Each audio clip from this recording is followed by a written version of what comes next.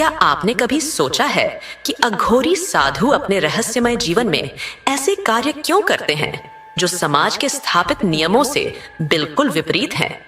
उनके शव भक्षण, तंत्र साधना और विवादास्पद यौन अनुष्ठान क्यों उनकी साधनाओं का हिस्सा हैं?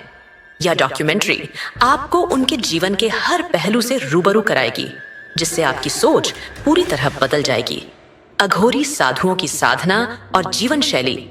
अघोरी साधु मृत्यु के साथ गहरे संबंध को समझते हैं। स्मशान में साधना करते हुए वे मानव खोपड़ी, कपाल का उपयोग भोजन के लिए करते हैं, जो उनके शिव के कपालधारी रूप के प्रतीक को दर्शाता है।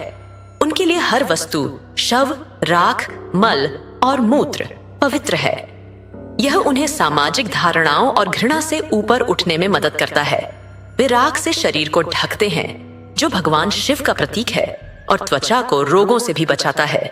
इनका मानना है कि शिव और काली का हर रूप पवित्र है।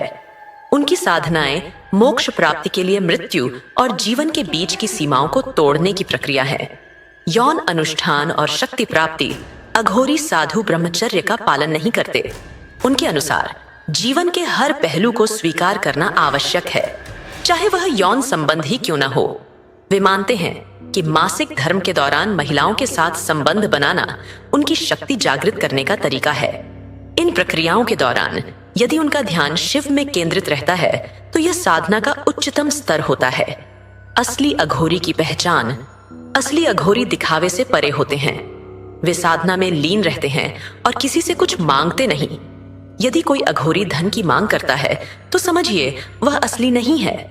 उनका उद्देश्य मानव कल्याण और आत्मज्ञान होता है। अघोरी बनने की प्रक्रिया। अघोरी बनने के लिए इच्छुक व्यक्ति को अपने जीवन के सभी संबंधों और मोह माया को त्यागना पड़ता है। शुरुआत पिंडदान, अपनी मृत्यु का प्रतीकात्मक अनुष्ठान से होती है। इसके बाद उन्हें एक गुप्त मंत्र दिया जाता है, जिसे 12 वर्षों तक निरंतर जपना पड़ता है। 3 मुख्य साधनाएं। 1. शव साधना, रात के समय शव के साथ की जाने वाली साधना। 2. शिव साधना, शिव की तरह शव पर खड़े होकर साधना। 3.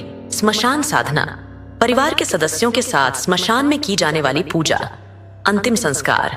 अघोरी साधुओं का अंतिम संस्कार उनके जीवन की तरह अनूठा होता है।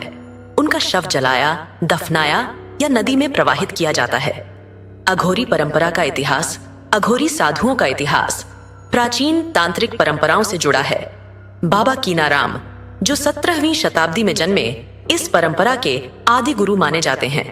उन्होंने वाराणसी में क्रीम कुंड आश्रम की स्थापना की और अघोर साधना को संरचित किया। अघोरी साधु शिव के अद्वितीय भक्त हैं, जो जीवन और मृत्यु की सीमाओं को पार कर मोक्ष प्राप्ति की ओर अग्रसर होते हैं। उनका जीवन हमें सिखाता है कि हर वस्तु में ईश्वर का अंश है। यदि आपको यह जानकारी रोचक लगी तो हमारे चैनल को सब्सक्राइब करें। क्या आपने कभी किसी अघोरी साधु से मुलाकात की है?